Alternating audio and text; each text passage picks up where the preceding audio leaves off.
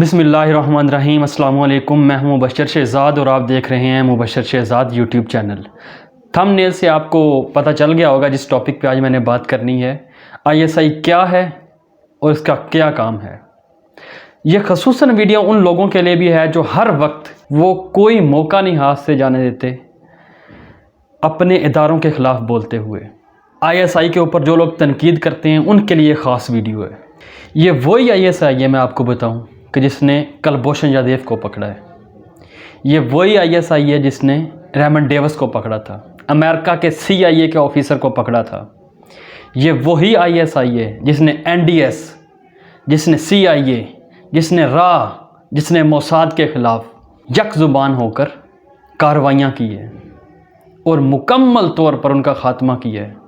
जिसने black water के एजेंटों को पकड़ा है पाकिस्तान में, जिसने अकेले अपने मुल्क की खातिर अफ़गानिस्तान में इन सारे दुश्मनों के ख़िलाफ़ लड़ा है, पाकिस्तान को स्टेबल करने के लिए।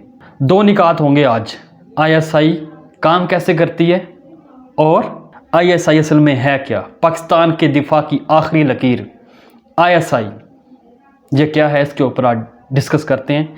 आने वाले दोस्त चैनल को सब्सक्राइब कर लें ताकि इस तरह की इंफॉर्मेटिव वीडियो वो आप तक पहुंचती रहें। और यहाँ पे सबसे इम्पोर्टेंट बात बताऊं कि ISI का जो चीफ था, पहला चीफ, उसकी बात कर रहा हूँ, फाउंडर मेजर जनरल रॉबर्ट कैथहोम, ये था पाकिस्तान की ISI का पहला चीफ। 1971 से ISI को 3 स्टार जनरल जो है हेड करता है, जिसको हम कहते हैं DGISI, director general inter services intelligence. ये उनको हेड करते हैं। और इनकी सिलेक्शन कैसे होती है, आर्मी चीफ 3 नाम वज़ीर आज़म को देते हैं। वहाँ से वज़ीर आज़म, जो भी मुल्क का वज़ीर आज़म होता है, वो उन तीनों में से एक सिलेक्ट करता है और वो director general of inter services intelligence बन जाता है। अब इसके 3 रीजन है, या आप कह लें 3 पार्ट्स हैं।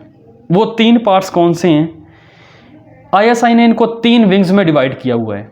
नंबर 1 इंटरनल विंग, जो कि खित्ते की सूरत हाल है, पाकिस्तान के इंटरनल मामलात हैं, उनको डील करती है। काउंटर टेररिज्म को डील करती है। इंटेलिजेंस बेस्ड ऑपरेशन जो कि पाकिस्तान में होती है, उनको डील करती है। 2 स्टार वाला जनरल जो है इनका हेड होता है। इसी तरह से दूसरा जो विंग है इसमें एक्सटर्नल विंग। एक्सटर्नल विंग का काम है जो हमारी दुश्मन एजेंसीज हैं उनको काउंटर करना, कहाँ पे फैली हुई हैं, वो क्या कर रही हैं, क्या उनका काम है, किस इलाके में उनका ज़्यादा दबाव है। जैसे मैं इसकी एग्जांपल सिंपल देता हूँ, अफ़गानिस्तान है, अमेरिका की CIA भी है वहाँ पे, भी है, NDS भी है। इनका काम वहाँ पे जाके देखना होता है कौन किसके ख़िलाफ़ क्या कर रहा है और पाकिस्तान के ख़िलाफ़ कौन सी साजिश जो है इस वक्त बुनी जा रही है।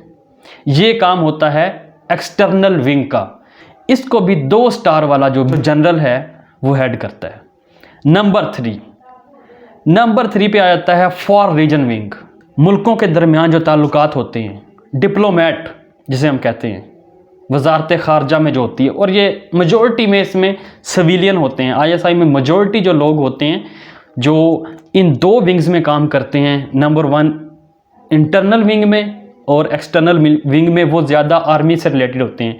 लेकिन जो 3rd मैं आपको बता रहा हूँ, इसमें ज़्यादातर सिविलियन लोग होते हैं और इनकी पूरी FPSC के ज़रिए टेस्ट होता है। टेस्ट होने के बाद ये पूरी डिटेल जाती है ISI के पास, वो इनको चेक करते हैं, उनका सारा बायोडाटा चेक करते हैं पीछे से, और फिर इनकी सिलेक्शन होती है। 5 साल सिलेक्शन के बाद अगर इन्होंने काम सही किया होता है तो फिर वो आगे इनको मज़ीद खुफिया मालूमात देते हैं। अदरवाइज़ जो भी पब्लिक मालूमात होती है वही 5 साल तक इनके पास मौजूद होती है।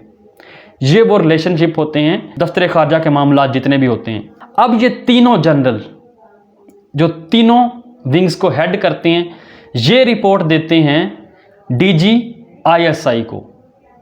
जैसे मैं मौजूदा हालात में बताऊं तो जनरल फैज़ हमीद साहब को रिपोर्ट करते हैं। तीनों जनरल जो भी होंगे, इन विंग के सरबराह जो भी होंगे, वो तीनों जो है वो रिपोर्ट करेंगे DGISI को। और DGISI सिर्फ़ और सिर्फ पाकिस्तान के अंदर 2 ऐसी शख्सियात हैं जिनको रिपोर्ट करता है। नंबर 1 आर्मी चीफ और नंबर 2 पे वज़ीर आज़म पाकिस्तान। इन दो को DG ISI इन्फॉर्म करता है कोई भी मामला हो। पिछले दिनों आपको पता होगा जो हमारी भारत के साथ जंग हुई, 2 जहाज़ हमने उनके गिरा दिए और वज़ीर आज़म ने पार्लियामेंट में जो कहा कि हमें मालूम था कि वो हमारे 6 टारगेट उसने सेलेक्ट किए हैं इंडिया ने। अब ये इन्फॉर्मेशन किसने दी थी? ISI ने दी थी वज़ीर आज़म इमरान खान को, ताकि बताए और इंडिया में ये पैगाम जाए कि हमें जो आप कर रहे हैं उसकी एक एक की खबर है। ये वो ISI है। और हमने बताया कि अगर आपने 6 मकामात को सिलेक्ट किया तो हम आपके 18 3 गुना ज़्यादा उसका जवाब देंगे आपको। इंडिया को वाज़े किया ये कि हमारी तरफ अगर आपने हमला किया, जो आपने सेलेक्ट किए हैं 6 के 6 मकामात, अगर एक पे भी हमला हुआ तो हम 3 गुना ज़्यादा भारत के अंदर तबाही मचा देंगे। ये हमारी ISI है जिसने पहले वार्न किया था और दुनिया इसको पाकिस्तान का आइकॉन मानती है और 2011 में फर्स्ट पोजीशन पे थी। क्यों फर्स्ट पोजीशन पे थी उसको भी एक्सप्लेन करता हूँ। किन बेस के ऊपर फर्स्ट पोजीशन पे आती है उसको भी एक्सप्लेन करता हूँ। ये जो लोग तनकीद करते हैं फ़ौज के ऊपर और रियासती इदारों के ऊपर, उन्हें शर्म आनी चाहिए। अगर आज हम अपने घर में सोते हैं तो इन्हीं इंटेलिजेंस इदारों की वजह से है। हम सुकून की नींद अगर आज सो रहे हैं। कुलभूषण को पकड़ना कोई इतना आसान काम नहीं होता, किसी मेजर को पकड़ना। ये हमारी ISI ने किया और पूरी दुनिया में ISI के जितने भी एजेंट हैं, ये रिकॉर्ड है कि आज तक कोई नहीं पकड़ा गया। ये सेहरा सिर्फ और सिर्फ ISI को जाता है। आपने ख़ास तौर पे पाकिस्तानी जो अवाम है उसने किसी पॉलिटिकल नारे में नहीं आना। यही हमारे लोग हैं जो इस रियासत पाकिस्तान को बचा रहे हैं और मुसलसल बचाते जा रहे हैं और मुसलसल जितने भी थ्रेट आते हैं उनका मुकाबला कर रहे हैं। यही वो हमारे नौजवान हैं, यही वो ISI है, पाकिस्तान के दिफा की आखिरी लकीर। तो आपने इस चीज़ को मद्देनज़र रखना है कि हमने किसके हक़ में बयान देना है, किसके हक़ में बोलना है और किसके ख़िलाफ़ बात करना है। और पाकिस्तानियों हमें एक चीज़ का ख्याल रखना चाहिए कि अगर आज हमारा हाल शाम, इराक़, अफ़गानिस्तान जैसा अगर नहीं हुआ तो इस ISI की वजह से है, इस मज़बूत फ़ौज की वजह से है। इसके नौजवान जो अपनी ज़िंदगी दाव पे लगा देते हैं लेकिन वो अपने वतन के ऊपर आंच नहीं आने देते हैं, ये उनकी वजह से है। नहीं तो आज जाके देखें शाम के हालात, खंडरात बन चुका है। जाके देखें लीबिया के हालात।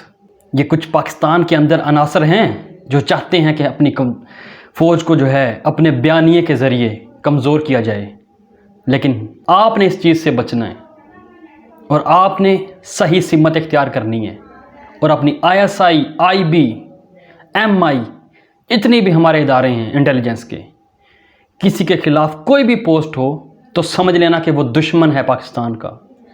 वह पाकिस्तान के हक़ में नहीं है, जो अपने ही रियासती इदारों के ऊपर कीचड़ उछालता है सिर्फ़ क्या उन लोगों को खुश करने के लिए, हमारे दुश्मनों को खुश करने के लिए। तो पहचान आपने करनी है। अब ज़रा मैं आता हूँ, दुनिया इसको नंबर 1 क्यों मानती है? ISI दुनिया में नंबर 1 क्यों जानी जाती है? नंबर 1, सबसे पहली बात कि इसमें सुसाइड 0% है, खुदकुशी का रुझान 0% है। CIA, रा, मोसाद के एजेंट खुदकुशी करते हैं बहुत ज़्यादा। हमारे नौजवान इस्लाम के लिए, अपने वतन के लिए, अपनी कौम के लिए लड़ते हैं और उन्हें इस चीज़ का डर नहीं होता कि हम शहीद हो रहे हैं। उन्हें पता होता है कि हमारे मुकद्दर में जन्नत लिख दी गई है। अब आ जाते हैं नंबर 2 फैक्टर। क्या है दूसरा फैक्टर सबसे बड़ा? कम वसाइल, कम बजट में अपनी कौम के लिए लड़ते हैं। CIA के एजेंट, रा के एजेंट बहुत पैसा लेते हैं काम करने के लिए, कोई मिशन पास करने के लिए, जबकि हमारे बहुत कम पैसे में, क्योंकि पाकिस्तान के वसाइल इतने ज़्यादा नहीं है, बजट उस हिसाब से नहीं है कि हाँ, ये लो बजट दुनिया मानती है इसको कि पाकिस्तान की जो ISI है, लो बजट कम वसाइल होने के बावजूद वो ये काम करती है। और इसमें जो तीसरा फैक्टर बड़ा है कि दुनिया के अंदर अब तक ISI का कोई एक एजेंट भी नहीं पकड़ा गया। इस तरह से ट्रेनिंग होती है, मनवाना पड़ता है दुनिया के आगे अपने आप को कि हमारे अंदर पोटेंशियल है, और ISI ने दुनिया के अंदर मनवाया। ISI के एजेंट दुनिया के अंदर हर जगह के ऊपर मौजूद हैं। ISI की आंख पूरी दुनिया को देख रही है, ये दुनिया तस्लीम करती है। तो फिर पाकिस्तानियों, क्यों ना उससे मोहब्बत करें जो पाकिस्तान के लिए लड़ते हैं, ना कि उनके लिए जो पाकिस्तान के ख़िलाफ़ बोलते हैं। उनसे मोहब्बत करें जो पाकिस्तान के लिए अपनी जान कुर्बान करते हैं, ना कि उनके लिए जो कि इसी आर्मी के ख़िलाफ़, इसी ISI के ख़िलाफ़ रोज़ बरोज़ आए दिन अपने बयानात देते हैं, इनके ख़िलाफ़ हर्जा सराई करते हैं। ये आपने चूज़ करना है। ISI जिंदाबाद, पाक फ़ौज जिंदाबाद, पाकिस्तान पाइंदाबाद। वीडियो पसंद आए तो लाइक करें, शेयर करें, चैनल को सब्सक्राइब करें, ताकि आने वाले मामलात के ऊपर जो भी वीडियो बने उसका टाइमली नोटिफिकेशन आप तक पहुंचता रहे। अपने दोस्तों का ख्याल रखिए। मुझे इजाज़त दीजिए। अल्लाह हाफिज़।